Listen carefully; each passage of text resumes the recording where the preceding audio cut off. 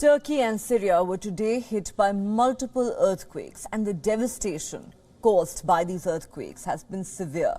Scores of buildings collapsed in this disaster. Hundreds have lost their lives. The damage is still being assessed. Rescue operations are still underway.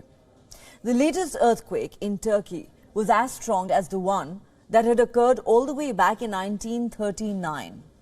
The country sits on Anatolian tectonic plate, which makes it a hotbed of seismic activity. The tectonic plate borders two major faults: the North Anatolian Fault, cutting Turkey through west to east, and the East Anatolian Fault sitting in southeast of Turkey, although not every earthquake in high tectonic activity areas is deadly. But Turkey is not the only country which lies in areas of busy tectonic activity. The countries in the Pacific Ring of Fire, an area of high tectonic activity around the Pacific Ocean, face earthquakes almost on a daily basis. Japan, for instance, faces around 1,500 earthquakes a year, making it one of the most active zones of tectonic activity in the world. But it's awareness and management of the island country that keep the damage low. However, a research institute which monitors geometry between celestial bodies related to seismic activity had warned of a major earthquake in south-central Turkey. While there was no specific date given, the warning could have perhaps been beneficial for preparedness. But is it really possible to predict an earthquake? Scientists across the world agree that despite advances in science and technology, it's virtually impossible to predict an earthquake. Although by studying the seismic activity of a particular zone over a long period of time, it's possible to roughly calculate the timing of an earthquake.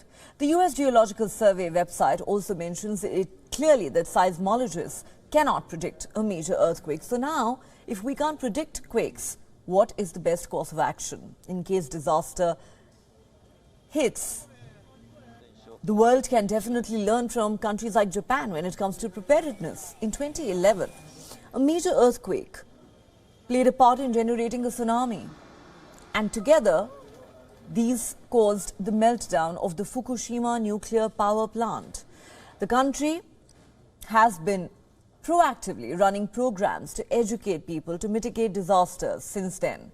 The other measures taken by Japan include building quake-resistant infrastructure with shock observers at the base, use of artificial intelligence in making disaster models, and holding drills time and again to gauge their preparedness. The readiness clearly seems an effective option to mitigate or lower the damage caused by a disaster such as this one.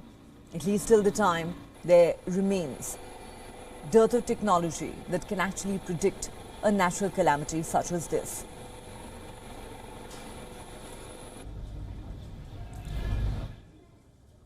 As we said, the devastation caused by today's earthquakes that have struck Turkey and Syria are so widespread. More than 200 people have lost their lives, and it is feared that this number could rise significantly.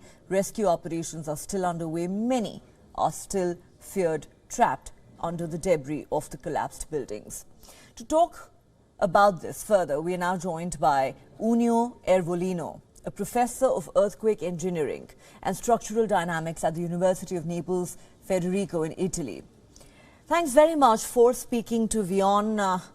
Today really has been a terrible day for Turkey and Syria. Hundreds of people have lost their lives. And this is the most powerful earthquake that Turkey has seen in close to a century, as we mentioned a short while ago. There were 3 quakes today that have caused widespread devastation. What, according to you, makes this region earthquake prone? And is there a worry that strong aftershocks could continue for a long time and cause further damage? First of all, thank you for inviting me. As you mentioned in the beginning, Turkey is on the verge of tectonic plates that interact, and so this is one of the most seismically hazardous regions in the world, and certainly in the Mediterranean area.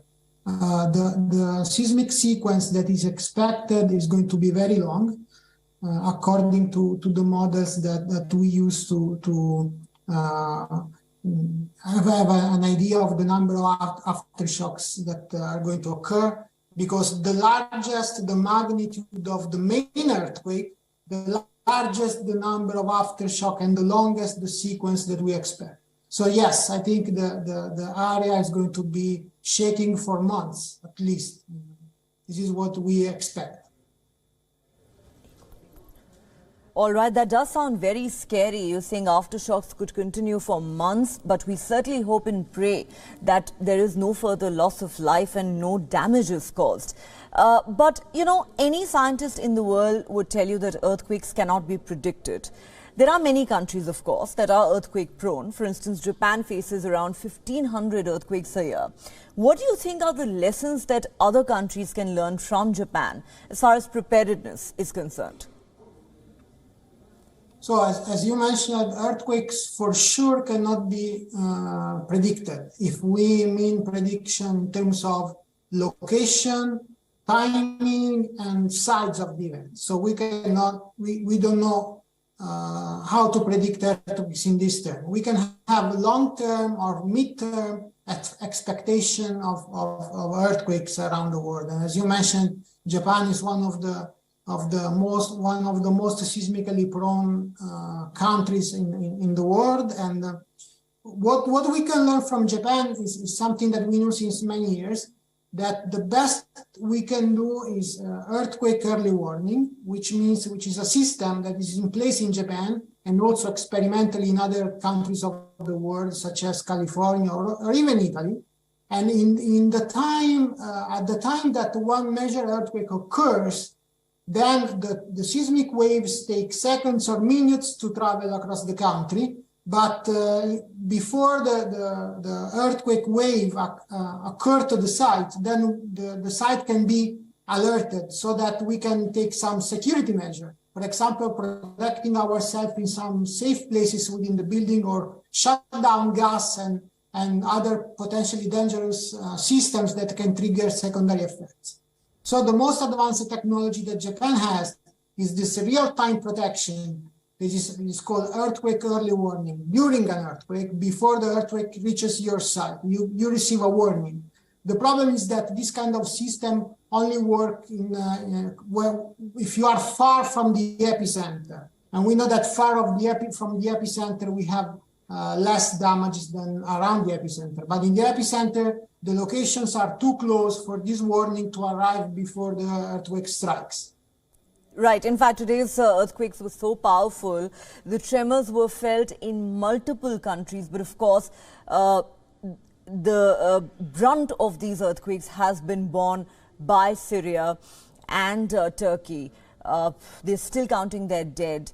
But so far, we are given to understand that at least 2,300 people have lost their lives. Many are still fear-trapped under the rubble. Our thoughts and prayers are with the people of Turkey and Syria, especially all those who have been impacted by this horrific tragedy. Unio Orvalino, thank you for speaking to WION. Thank you very much.